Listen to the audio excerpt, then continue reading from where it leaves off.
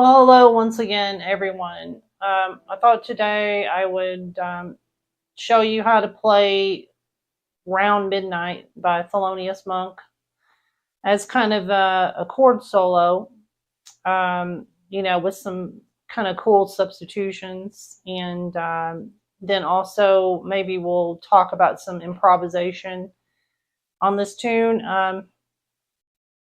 I pretty much, a lot of times when I'm doing a ballad, I'll just, and it's slow like this, I don't even have to do two-handed tapping a lot of times because the chord changes are so slow. So you can do different things, and play around with chord voicings and different techniques. But sometimes I do. Do tabbing on something like this, especially if it goes double time. So if it goes double time,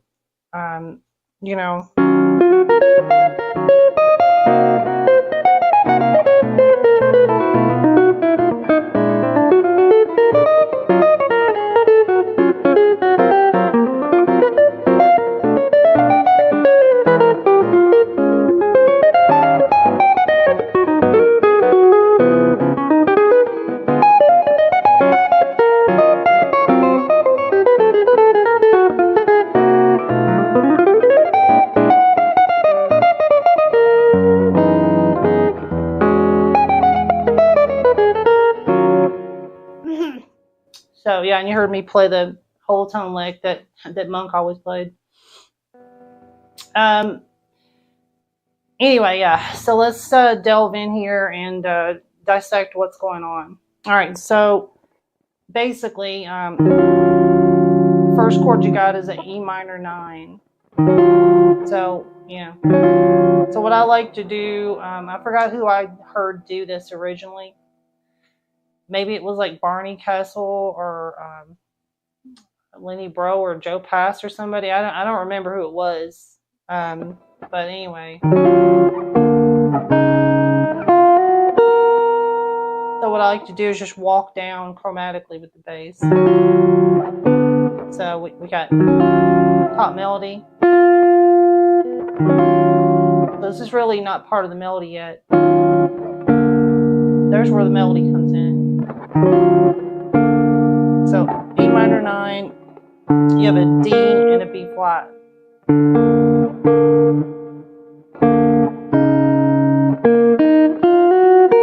Right?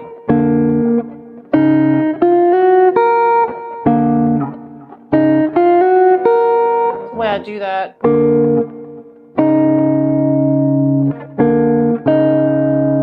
Right? They're contrary motion.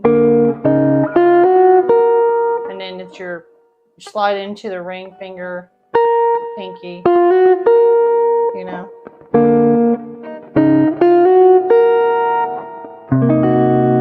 And then we've got a C minor 7 flat 5, which I just use my thumb because it's the top part of an E flat minor chord with a C in the bass, right? It just makes doing all these little chromatic alterations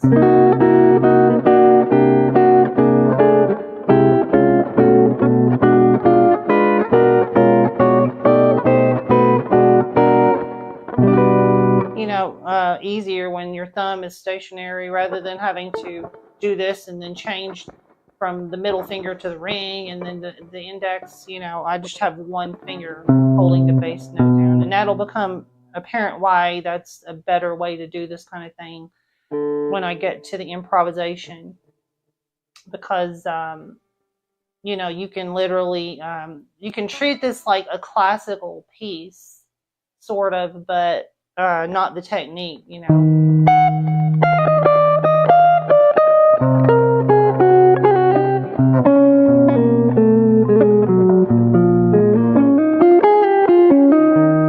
So there's an example of what I'm talking about. We're playing like two parts. And the thumb really helps because, the rest of your fretting hand is basically intact to do the normal stuff that you would do. But anyway, I'm getting sidetracked. So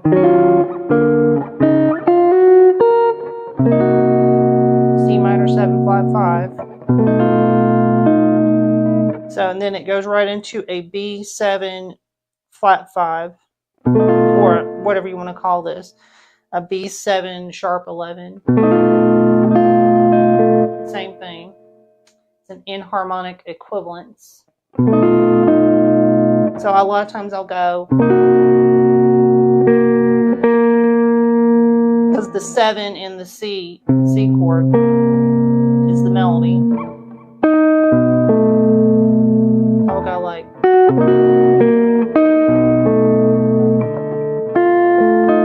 and then have like a little afterthought.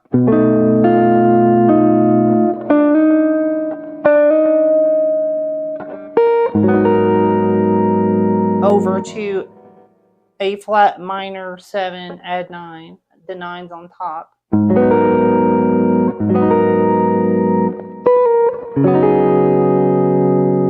And then that's, you know, it's basically a D flat 9 suspended 4th, or you can think of it as a B major with a D flat in the bass. It's just, you know, that kind of chord, a Herbie Hancock Maiden Voyage chord or something, right? Then you got D diminished.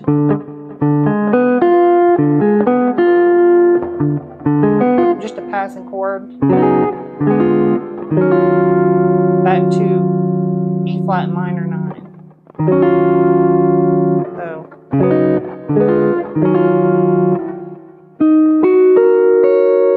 So here's the first kind of weird thing going on in the tune. It's just a root position, E flat minor 7, but we're, you know, doing it up here.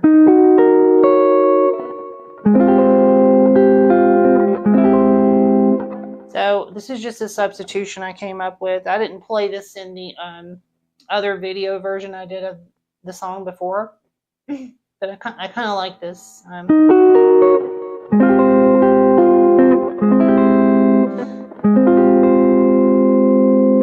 So, I mean, there's different ways to analyze this. This is basically, though, like an inversion of a yet another, like a F minor thing.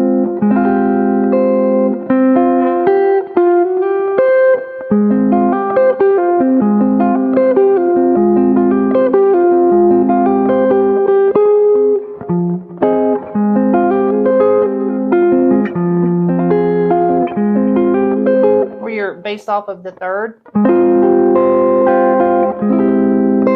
But I really think of this as like a suspension chord to this chord, which is an A flat altered dominant chord. So it's got the augmented triad in it. So it's like, you know, a variation on the James Bond chord. So you got augmented with a major 7.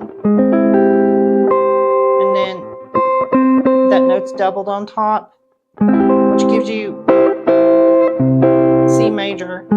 So you could say that it's like A flat. Maybe it's like A flat plus C major. So A flat major plus C major, if you want to be like that. But it's really just an altered chord, not an altered dominant, because it's got a major 7 in it, you know, instead of that.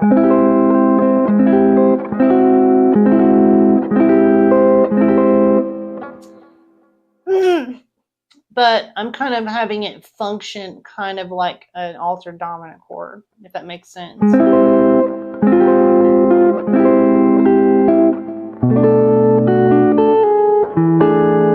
So yeah, that's just B minor 7. Got the melody note on top. Let me go back. So we got this.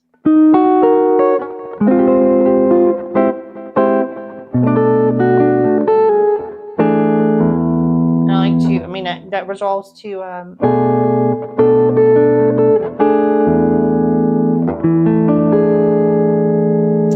this kind of a chord.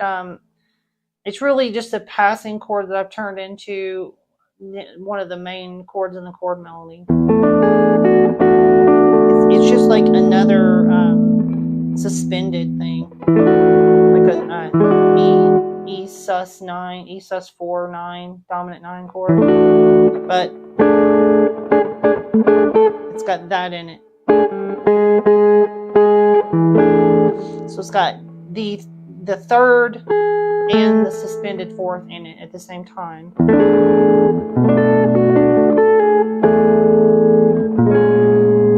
See, that resolves to B flat minor 7. And I just like to keep it going downward, right? Sometimes I'll do the chord I play all the time on when I get to an E, an A minor 7, which has got the 2 open strings in it, you know.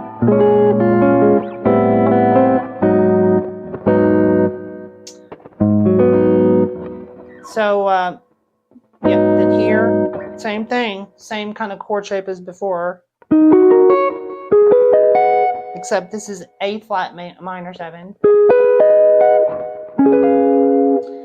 But instead of a weird chord, we're just going to resolve it to a D flat 7. And I got a sweet little, you know, kind of like matter-of-factly type quality to it.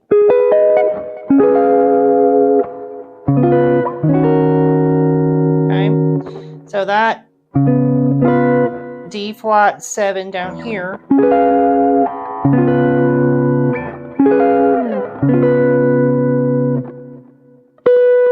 because the melody note. So that's just, you know, D flat 7, third, 7. And then it kind of resolves in both directions to E flat minor 7. And what I like to do here is, you know, you've got like your E flat minor shape.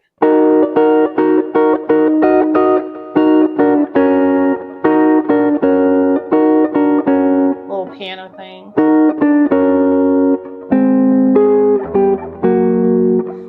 So you have a bunch of stuff descending, and then when you think the descending is over, it's not over. So it goes, this would be like E minor with the bass going down chromatically to the 7. You know, but so you can still kind of hear the quality of the 9 chord, the A flat 9.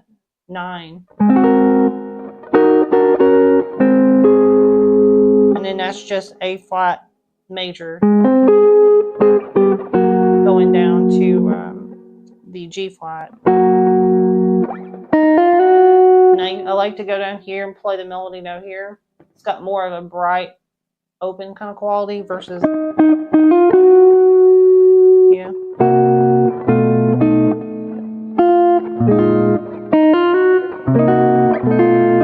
Plus, I can get all of these notes in there. So what I do here, back to the C minor 7 flat 5, B 7 sharp 11, to a B flat 7 suspended 4th.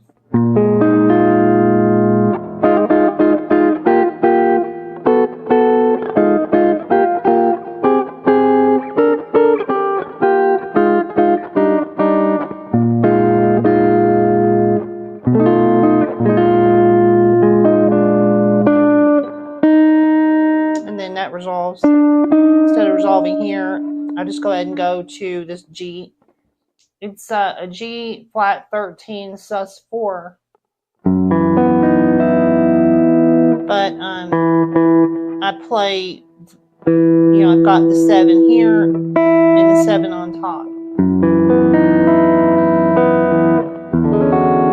to an E13, add 9.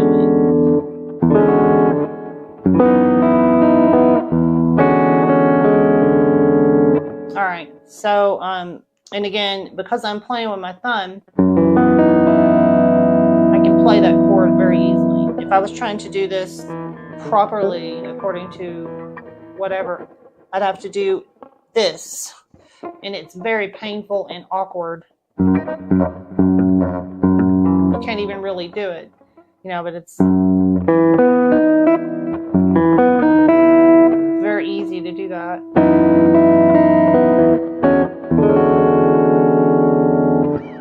Anyway, then we get to the B section, and that's just what we were just doing.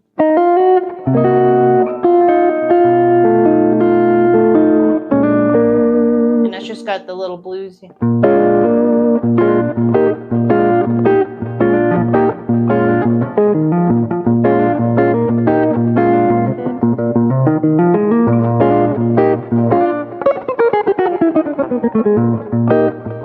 Right, got the little blues turnaround in it.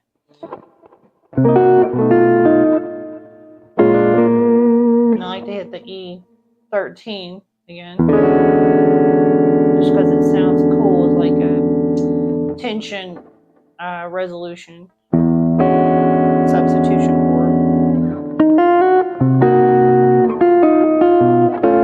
Sometimes I'll change this chord to it's like a B7 add 9 sharp 11, or you can think of it as like 8 augmented with a B in the bass.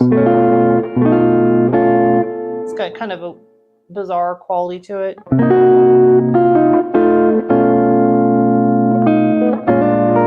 And then that just, you know, instead of going, it just goes up there.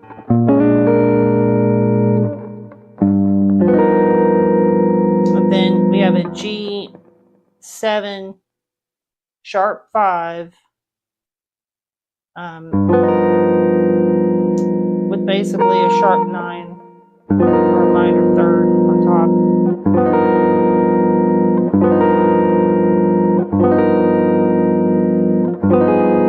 And then that resolves down to basically the same chord, G7 sharp 5 flat 9.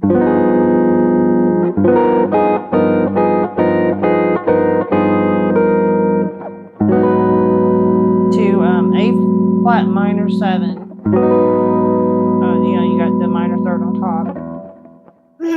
Then another one of my substitutions here. What I do is it's just basically this chord. It's just a D flat 7 flat 5 add 9.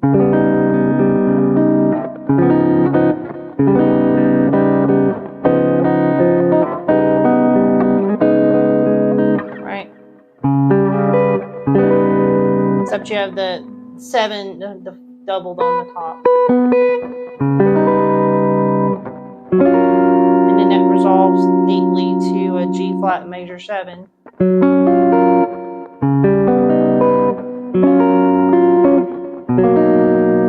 And then another same voicing down in B. So B major 7.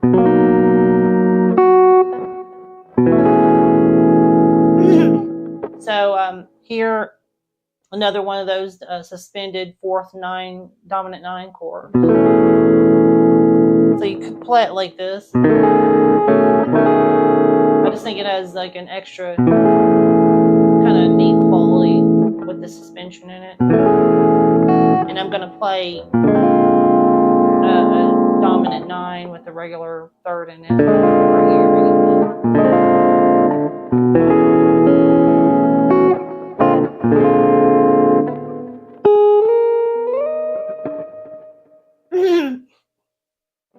So here, you know, you got E flat 13 chords, and only way to really play this is to go up here.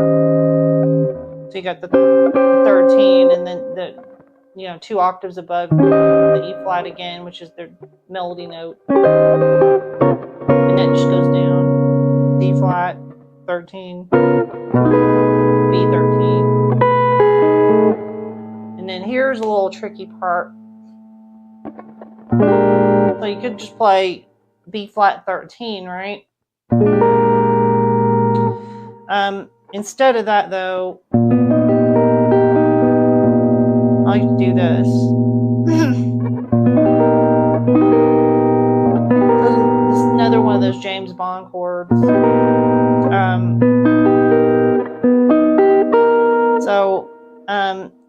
You kind of have like a major 7 with the augmented 5th in there.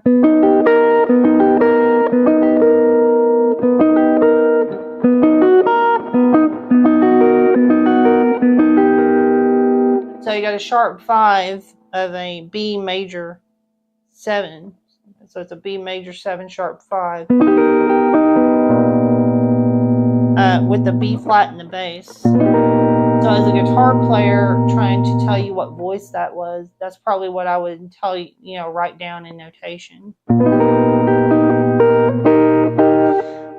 Having said that, I mean, you could call this different things. You could say that this was an E flat major triad or something, and then you got, a B flat in the bass with a flat 9 or something in there.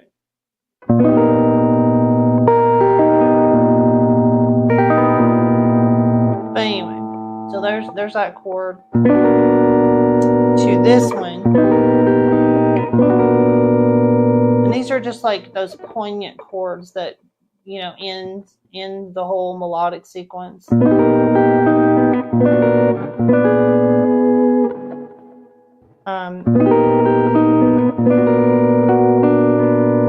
So this, it's kind of just like a B flat dominant 7 with a sharp 5 in it.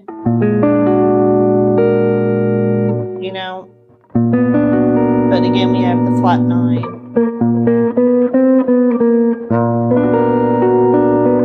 And then that resolves.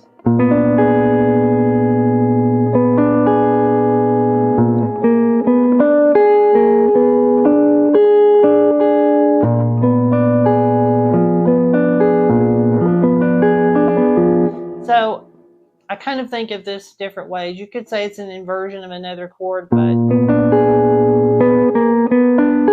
kind of think of it just being a diminished thing with a different note in the bass.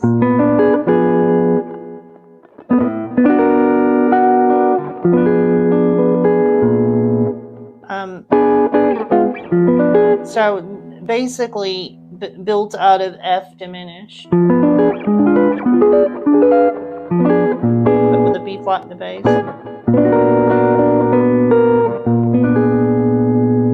But it resolves almost in a tonic way. It's strange, right?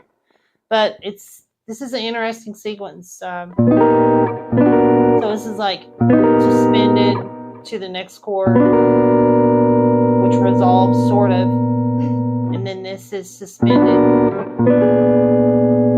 to that chord.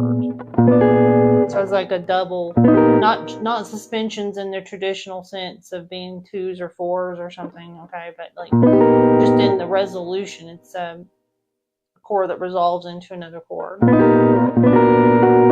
Which suspensions are chords that resolve into other chords, or dyads that resolve into other chords.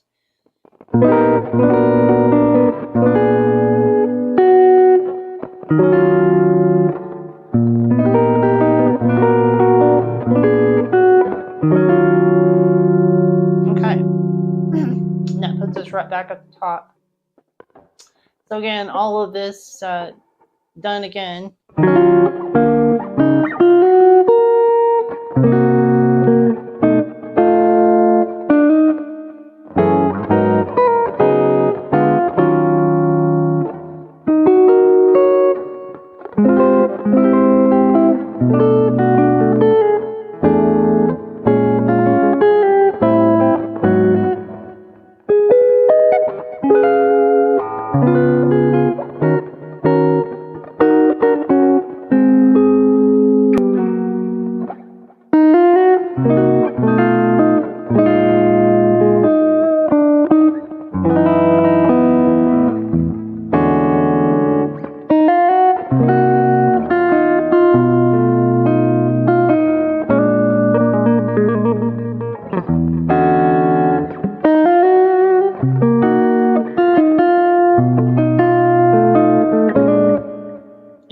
The articulations or you know, like sometimes I'll do like I just did, like call and answer.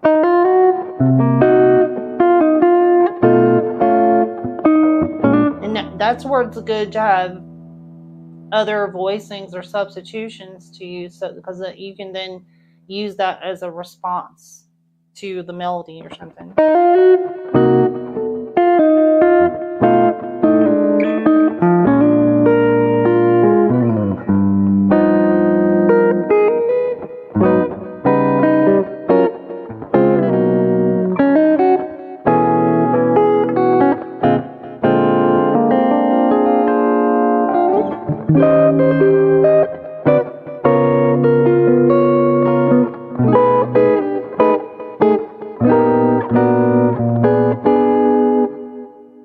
Yeah, and then kind of jazz it up, try some different rhythmic things and things like that. And then, you know, if you are interested beyond this point, I'm just going to talk about improving on these things fingerstyle, like how I approach it.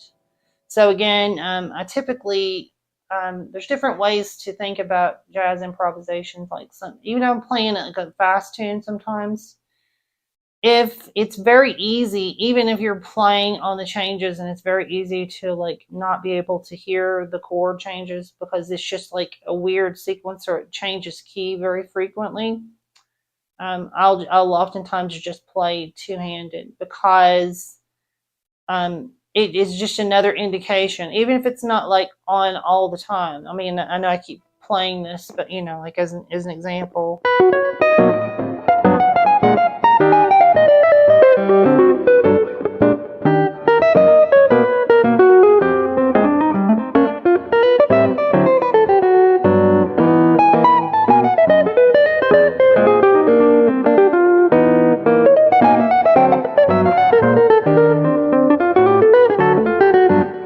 Like that, I'm even if I'm not going to play continuous chords, I like to just throw something in there just so you can kind of hear what's going on underneath it, and that gives me more space up here to really play different things. But if the chord changes are not, even if the tempo's fast and the chord changes are not that dense or they're not changing keys, maybe I won't even bother with too much two-handed playing or something, you know, because like I have a tune called Super Murgatroyd.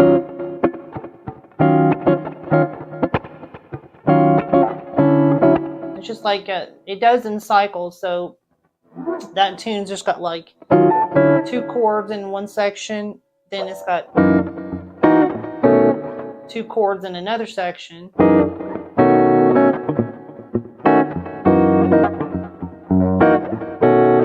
Yeah, it does that for a while, then it goes to a whole other set of changes.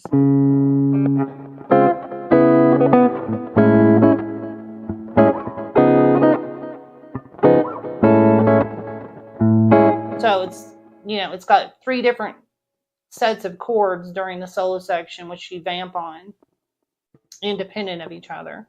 So like, you know, vamp on that for a while, then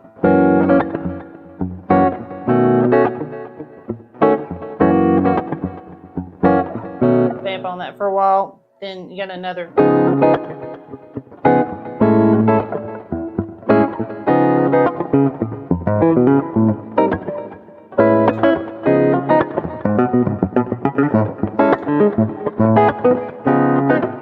Then vamp on that. And originally I envisioned that as like you know, each instrument in the band solos over its own set of chord changes, or you could do all three, or, you know, it just adds variation and interest. And then we modulate back to the melody. Anyway, but in that sequence, I'm just telling you this so I can demonstrate this point. It's not particularly slow tune or anything, you know, it's just kind of medium funk thing, you know.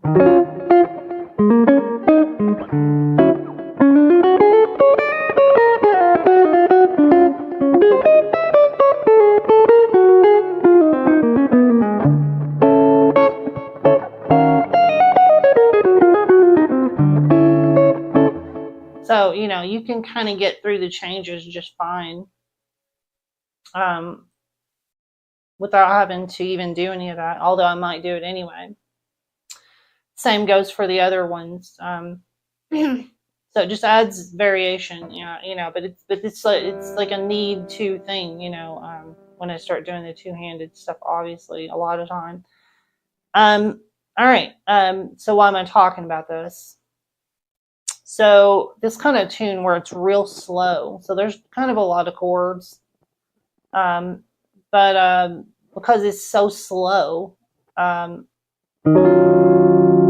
again, like I could use two hands, but a lot of times I don't even bother when it's like this. I'm playing a ballad.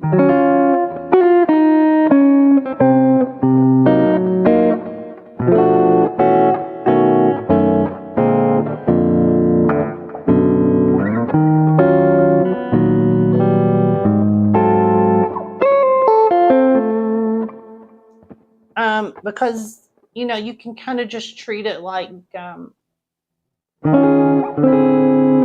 now's the time to play all of these chord substitutions that you've been playing with, and these different chord voicings and things that you know. Like, oh, now I can experiment with that, you know.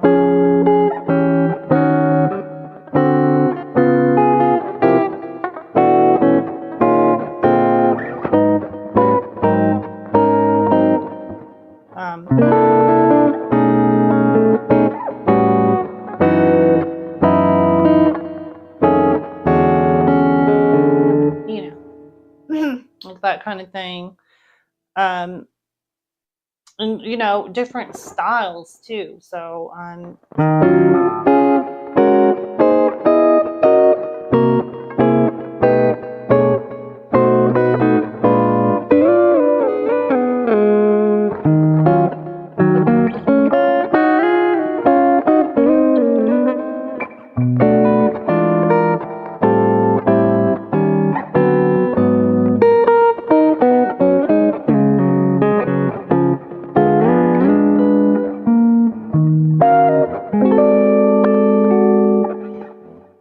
that kind of thing, right?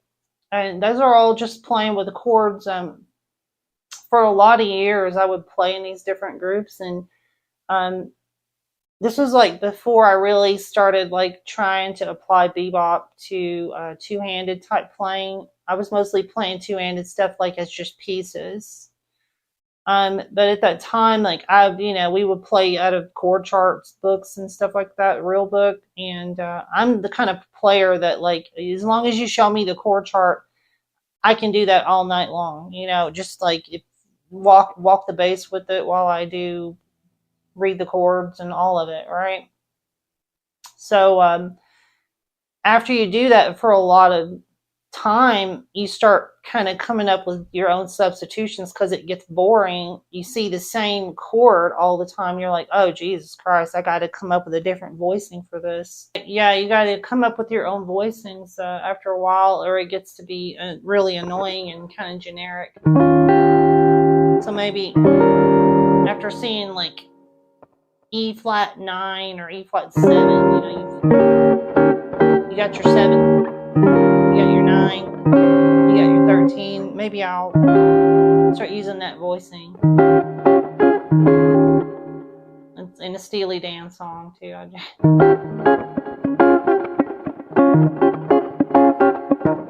But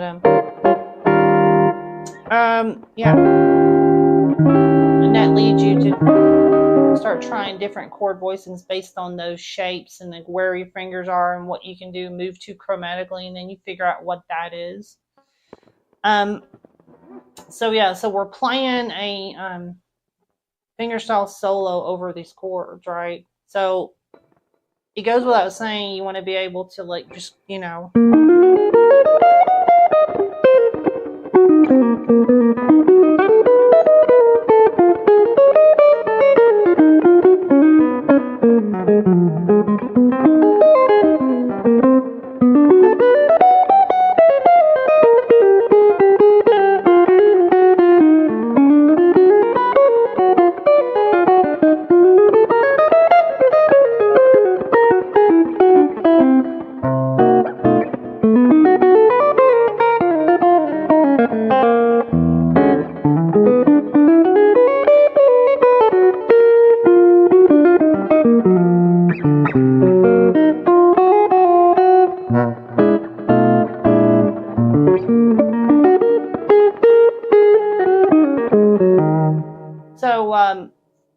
aside from just playing like the changes like that,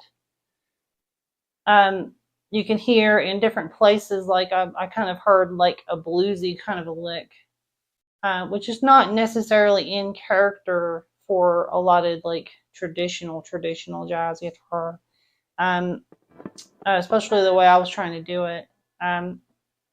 So that's the kind of stuff I'm talking about. Stylistic departures, you know, just things that you can do that are different, that kind of like change things up, different angle. Maybe I should play like this, right?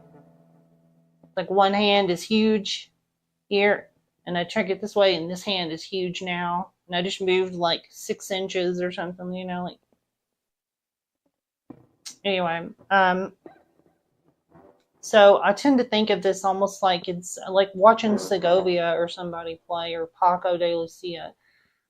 You know, not necessarily Paco with this, because this is not rhythmically fast and active as much. Although you could kind of take some of the style stuff from that, you know, and play like the slower, more lyrical.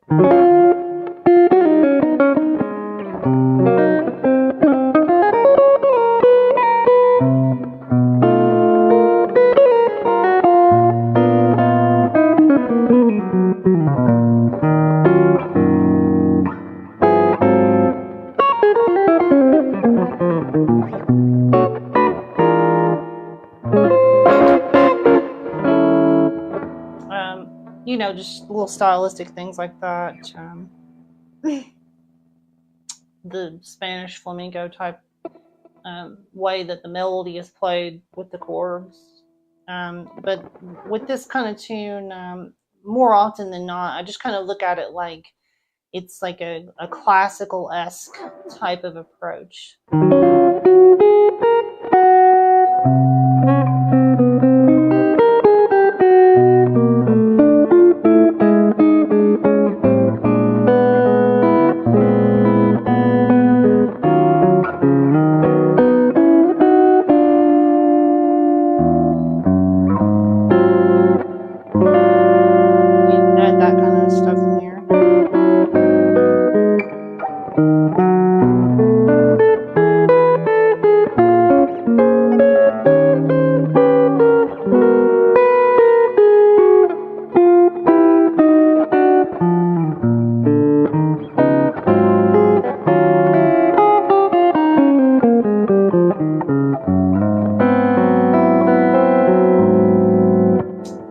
So, like all of your different things that you can try, like where it's contrary motion, where it's just like a bass note and a lead line on top. Maybe there's a chord and the bottom part moves around.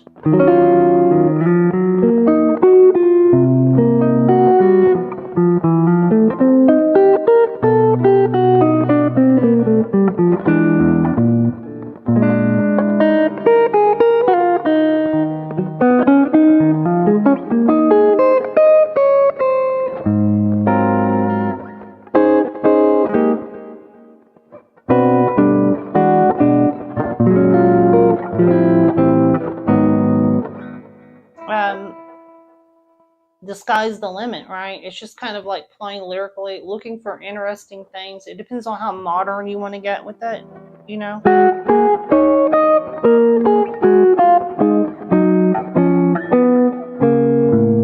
Maybe you want to play like shell voicings or like just like two notes in different places.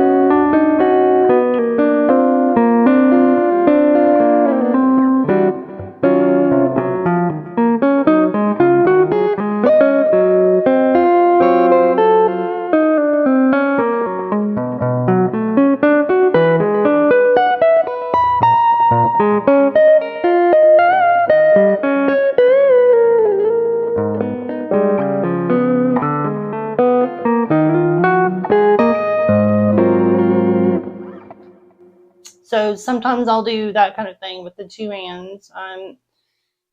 That's just because it's next to impossible to improvise something like that, more or less, without practicing it or something, you know. But you got to play this chord. Of course, this is the one. This is the main chord that you want to play now. Yeah, so that's pretty much what I wanted to talk about today.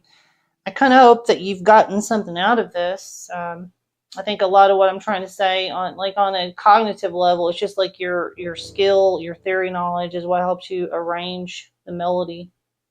And then getting better at fingerstyle guitar will help a lot with that, and in general. And then, you know, the improvisation aspect is just like a very, very, very vast subject. You know, I don't even know what to say about that. This particular tune, I think if you're interested in doing like fingerstyle improv, that was a final thing. I think maybe the way to do it is to just approach it where you play a lot of bass notes.